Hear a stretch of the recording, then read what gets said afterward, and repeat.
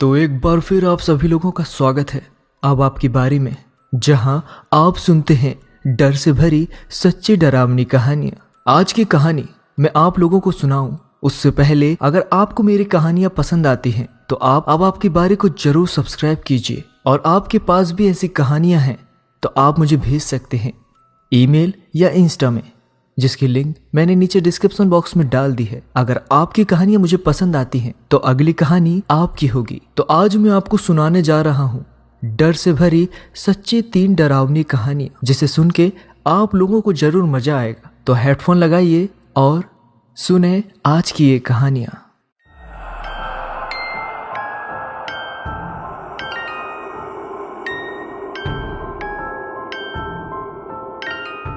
ये कहानी है माया की, जो आज से करीब 40 साल पीछे वाले समय में हमें जाने को मजबूर करती है। माया बचपन से ही बहुत ही साहसी और निडर लड़की थी। वह अभी 14 वर्ष की थी। जो भी उसे देखता वो यही कहता कि अभी ये कितनी छोटी है, फिर भी इतनी साहसी है। वो अपने माता पिता की इकलौती संतान होने के कारण बहुत ही लाड़ प्यार से पली बढ़ी थी। उसके माता पिता उसे अपनी जान से भी ज्यादा प्यार करते थे। एक दिन वह अपनी सहेलियों के साथ खेल रही थी और खेलते खेलते बहुत दूर निकल गई। आते वक्त रास्ते में अंधेरा हो गया। उसकी सहेलियों के घर उसके घर से पहले ही थे, तो उसकी सहेलियां अपने अपने घर चली गई। अब माया रास्ते में एकदम अकेले चली जा रही थी।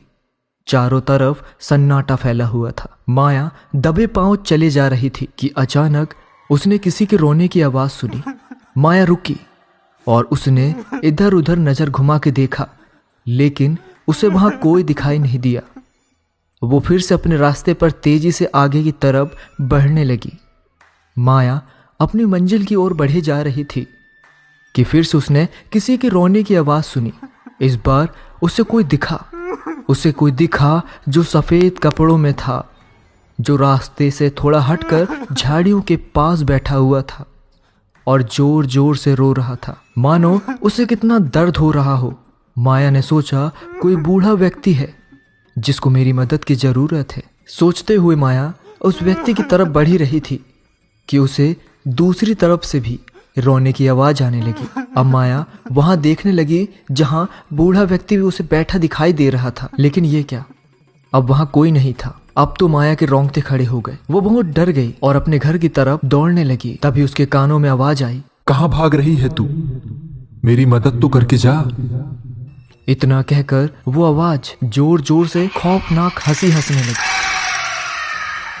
माया का पूरा शरीर पसीने में लथपथ था और माया दौड़े जा रही थी। माया भगवान शिव को मानती थी। वह रोज मंदिर जाती और शिवरात्रि पर्व जब भी आता वो उपवास रखती, लेकिन मांगती कभी कुछ नहीं थी। माया भागते भागते शिव जी को यही बात कह रही थी कि मैंने आपसे कभी कुछ नहीं मांगा, लेकिन आज मुझे आपकी जरूरत है। मुझे घर जाकर मेरे माता पिता से मिलना है। कहते हुए रास्ते में ही बेहोश होकर गिर गई। सुबह उसकी आंखें खुली तो वो अपने घर पर अपने माता पिता के पास थी। होश में आने पर माया ने बताया, माँ, रात में मेरे साथ बहुत ही अजीब बात हुई। और रात की सारी बात माया ने माँ को बताई और पूछा, मुझे यहाँ कौन लाया माँ? तो माँ ने बताया कि एक सज्जन जिनकी लंबी दाढ़ी और लंबे लंबे केस थे, वही तुम्हें यहाँ छोड़कर गए। जब वो सज्जन तुम्हें घर लाए उस वक्त तुम बेहोश थी। उन्होंने बताया कि मैंने बच्चे की चीखने की आवाज सुनी थी। जब मैं बच्चे के पास पहुंचा तो देखा ये बेहोश पड़ी थी। फिर वो तुम्हें घर लेकर आए और कहा, आगे से आप ध्यान रखना, इतनी देर रात को आगे से ये बाहर न जाए। इतना कहकर वो सज्जन चले गए। माया सोच रही थी कि आखिर वो कौन थे। तो दोस्तों, क्या आप बता सकते हैं कि वो सज्जन कौन थे? अपनी राय हमें कमेंट में जरूर बताएं। तो ये थी आज की पहली कहानी। तो चलिए सुनते हैं आज की दूसरी कहानी। एक गरीब परिवार अपना गांव छोड़कर शहर में रोजगार और अपने बच्चों की पढ़ाई के लिए शहर में आया था। रोजगार और बच्चों की पढ़ाई अच्छी चल रही थी। अभी वह परिवार किराए पर रह रहा था। काफी समय बीतने के बाद उस परिवार ने घर लेने का फैसला किया। कुछ उनका अपनी मेहनत से कमाया हुआ और कुछ गांव की जमीन थी। जमीन को बेचकर इतना रुपया इकट्ठा हो गया था कि रामपाल सिंह ने अपना खुद का घर बना लिया था। पूजा पाठ करने के बाद रामपाल सिंह ने नए घर में प्रवेश किया। घर में रामपाल परिवार के साथ खुशी खुशी रहने लगा। सब कुछ अच्छा चल रहा था। एक दिन सभी घर पर थे। तभी रामपाल के बच्चों ने देखा कि फर्श पर कुछ दिख रहा है। बच्चे डर गए और डर से चीखने चिल्लाने लगे। बच्चों की चीख सुनकर बच्चों के माता पिता कमरे से बाहर आ गए। तब तक फर्श में कुछ डरावने चेहरे दिखने लगे थे। ये सब देखकर पूरा परिवार डर गया। फर्श में डरावने चेहरे उभरता देख रामपाल अपने परिवार को लेकर घर से बाहर निकल गए। रामपाल ने आसपास रह रहे लोगों को सारी बात बताई।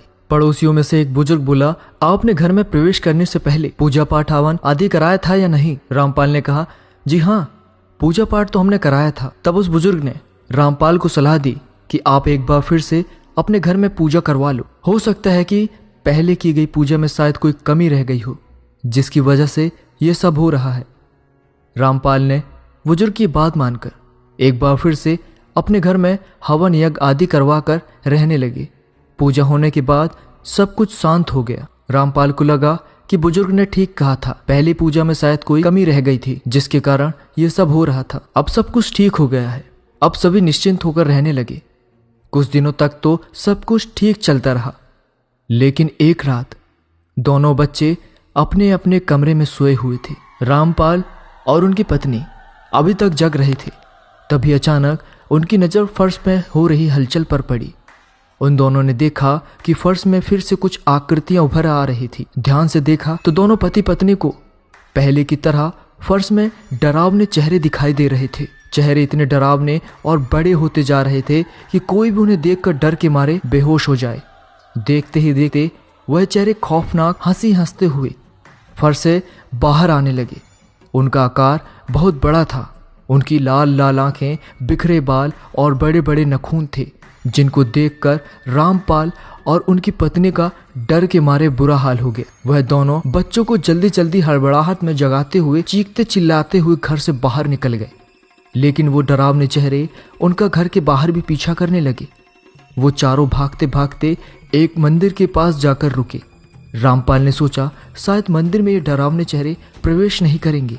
सोचकर रामपाल अपनी पत्नी और बच्चों के साथ मंदिर के अंदर चले गए। रात भर रामपाल, उनकी पत्नी और बच्चे मंदिर में ही रहे, लेकिन वह रात भर डर के मारे सो ही नहीं पाए।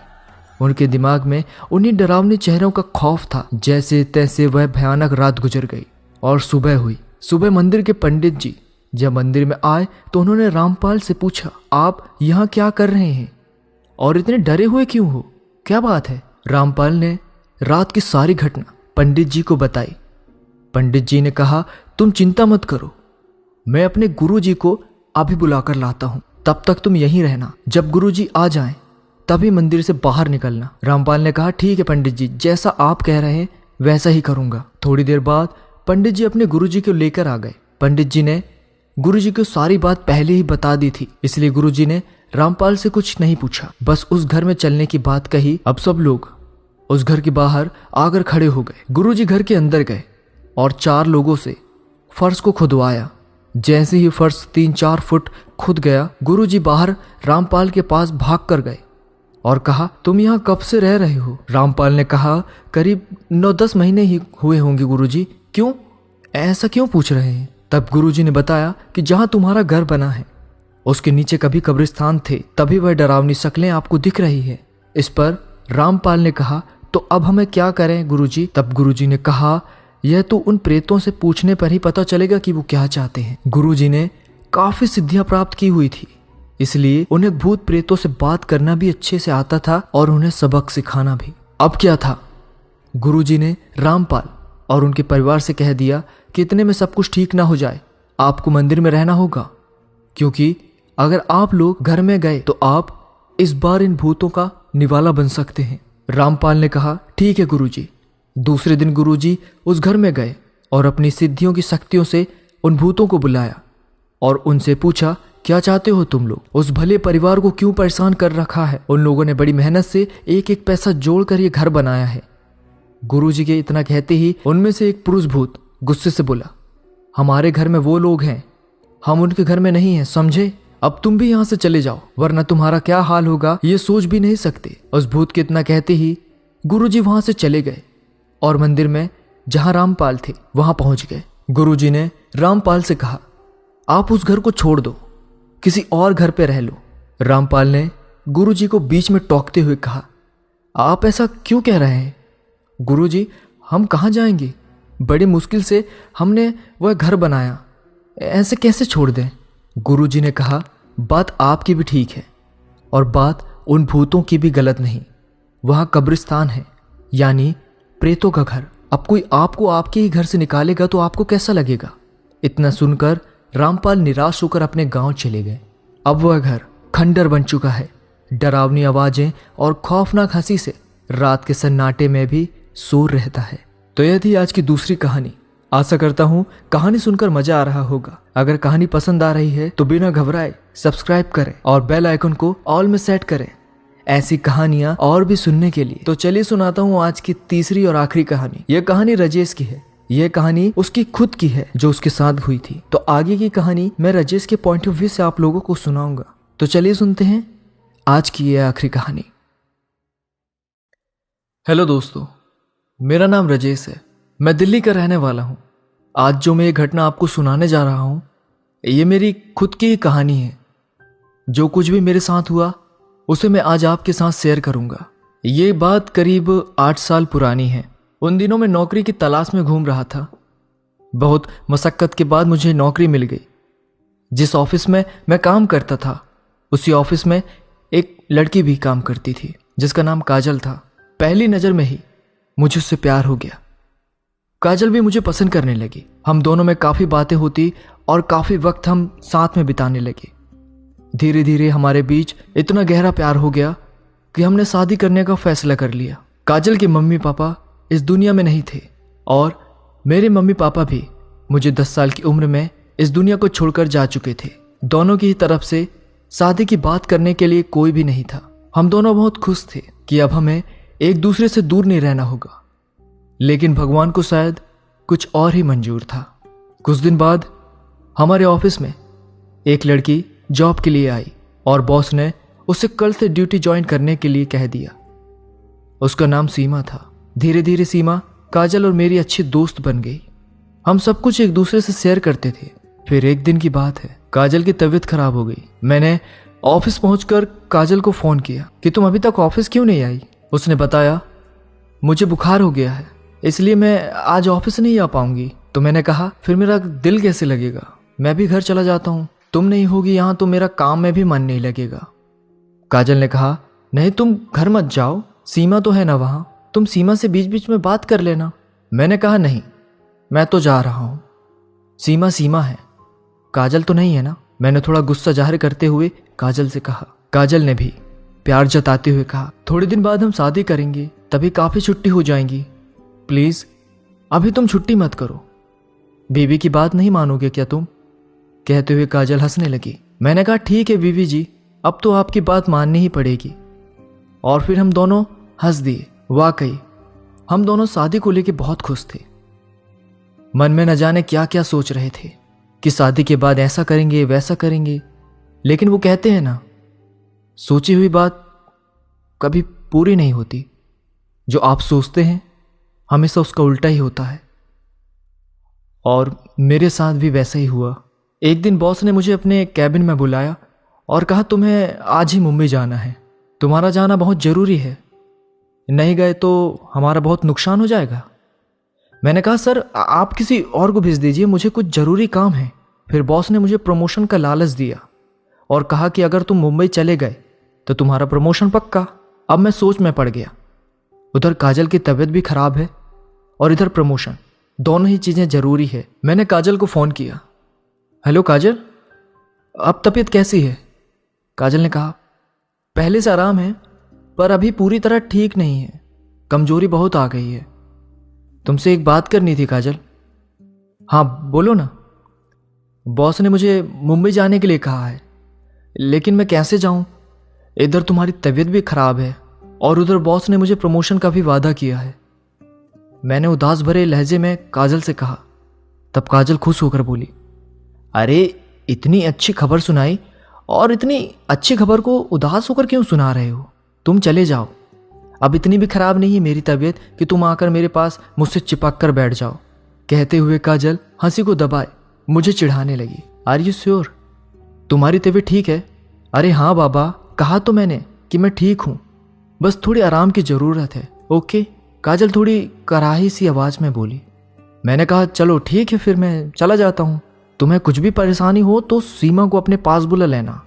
और हाँ, मेरी मुंबई से आते ही हम शादी कर लेंगे। अब मैं तुमसे और दूर नहीं रह सकता। जवाब में काजल ने कहा, मैं भी नहीं रह सकती। अगली सुबह मैं ट्रेन से मुंबई के लिए रवाना हो गया। शाम को मुंबई पहुंचकर मैंने काजल को फ़ोन लगाया, लेकिन उसका फ़ोन स्विच ऑफ आ रहा था।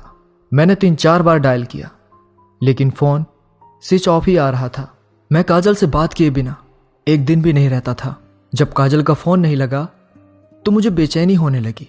तभी मुझे याद आया कि क्यों ना सीमा को फ़ोन करके उससे कहूँ कि तुम काजल के घर चली जाओ और मेरी उससे बात करा दो। सोचते हुए मैंने सीमा का नंबर डायल किया। 1-2 रिंग होने के बाद ही सीमा ने फ़ोन उठा लिया। हेलो सीमा, यार मैं बहुत परेशान हूँ, काजल का फ़ोन बंद आ रहा है। क्या तुम मेरी काजल से बात करा सकती हो प्लीज़? उसने कहा ठीक है, मैं अभी जाती हूँ, और उसने फ़ोन कट कर दिया। मैं सीमा के फ़ोन का बेसब्री से इंतजार कर रहा था। तभी फ़ोन की रिंग बजी। सीमा का फ़ोन आया। उसने जो कहा उसे सुनकर तो मैं और भी परेशान हो गया। उसने बताया कि काजल तो अपने घर पर है ही नहीं, उसके घर पर ताला लगा हुआ है। मैंने आसपास भी पता किया, लेकिन किसी को काजल के बारे में कुछ नहीं पता। शायद वो अपने किसी रिश्तेदार के घर गई हो। तुम परेशान मत हो, कहते हुए सीमा मेरा हौसला बढ़ाने लगी। मैं बहुत ही परेशान था। मुझे रात में बुरे बुरे ख्याल आने लगे, जिसकी वजह से मैं पूरी रात नहीं सो पाया। सुबह होते ही पहली ट्रेन में से दिल्ली के लिए निकल गया और सीधा काजल के घर गया, जहां पर ताला लगा हुआ था। पड़ोस में पता किया तो कुछ पड़ोसियों ने बताया कि कल दिन में तो काजल अपने घर पर ही थी। इससे ज़्यादा हमें कुछ नहीं पता। फिर मैं सीमा के घर गया। सीमा अंदर से आई और बोली कि काजल का कुछ पता चला? नहीं, मैंने हर जगह ढूंढा, हर किसी से पूछा, लेकिन उसका कुछ पता नहीं चला। कहाँ गई मेरी काजल? कहते हुए मैं रोने लगा। सीमा मुझे समझाते हुए बोली कि तुम चिंता मत करो, काजल जल्दी मिल जाएगी। सप्ताह बीते, महीने और फिर साल, लेकिन काजल का कहीं कुछ पता नहीं चला। इस बात को 2 साल हो चुके थे। मैं काजल की यादों को दिल में लिए बस जिए जा रहा था, लेकिन उसकी याद मुझे हर पल सताती।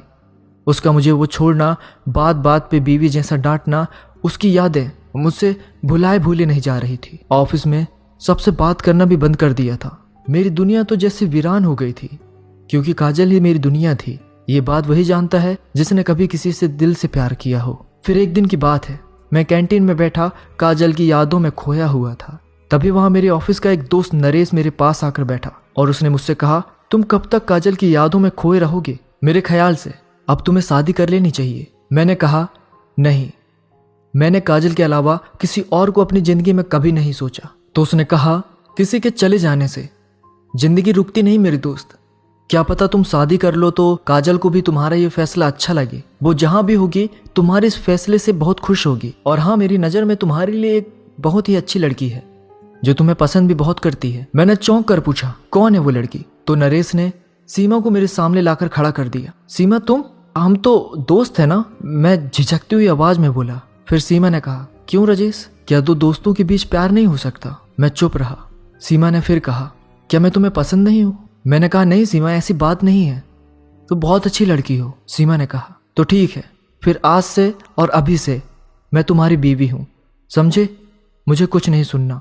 बीवी हूं मतलब हूं।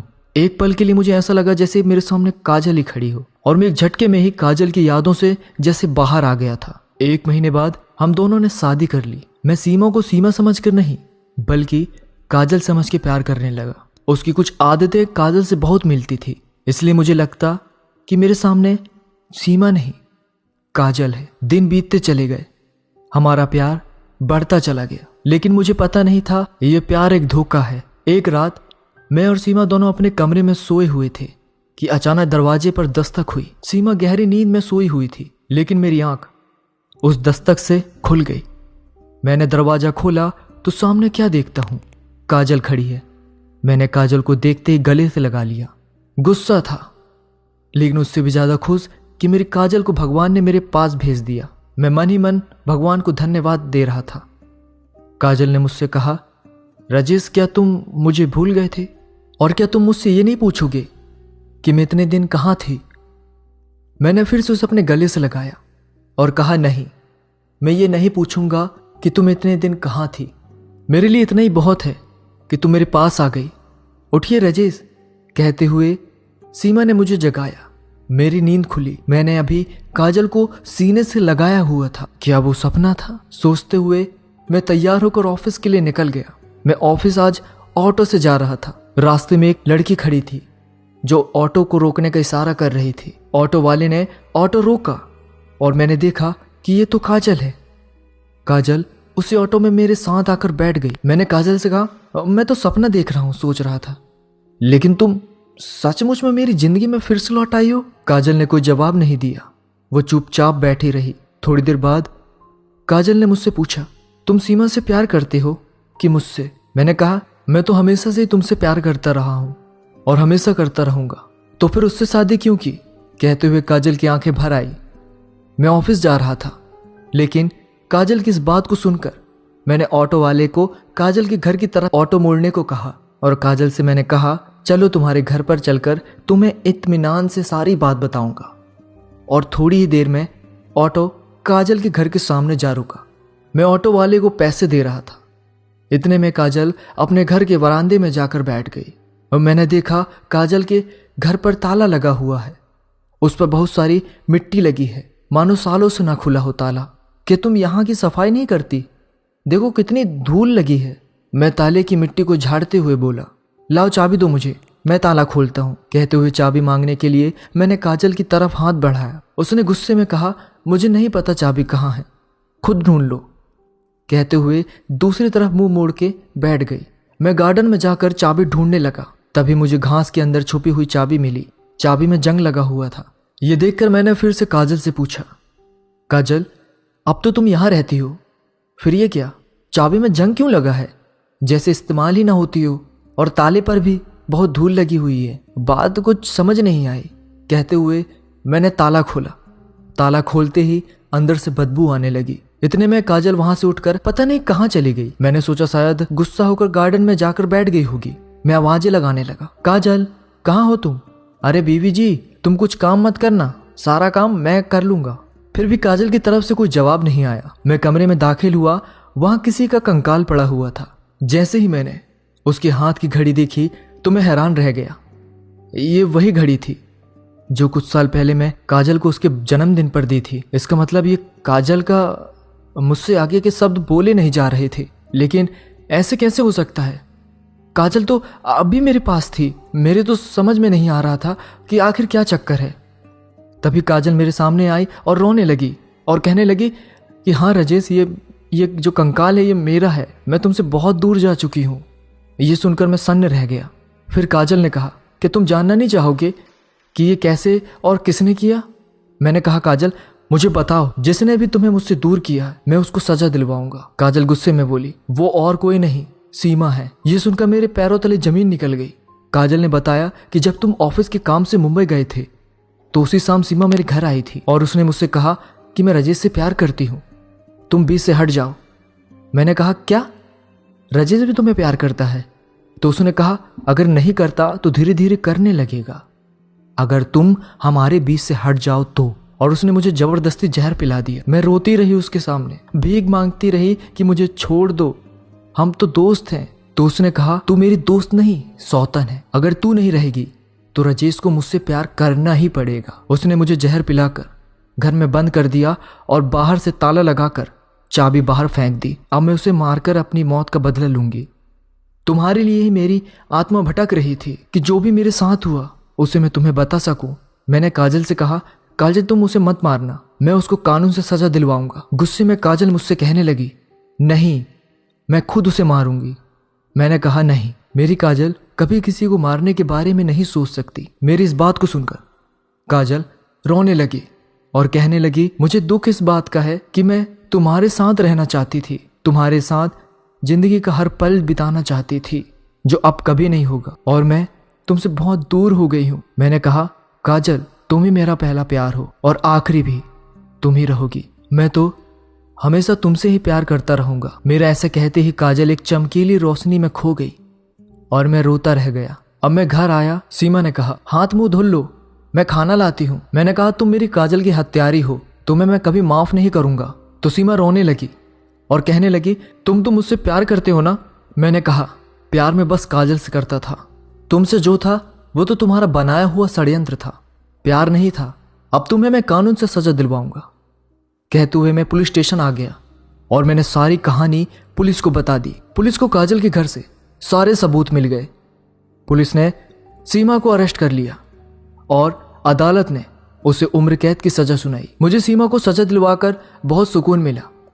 मैंने शादी नहीं की और ना आने वाले समय में करूंगा। मैं सिर्फ काजल से ही प्यार करता हूं और मैं हमेशा उसी से प्यार करता रहूंगा।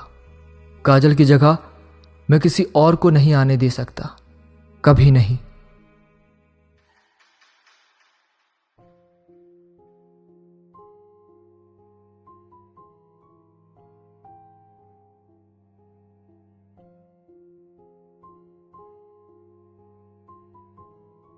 तो ये थी आज की कहानियां।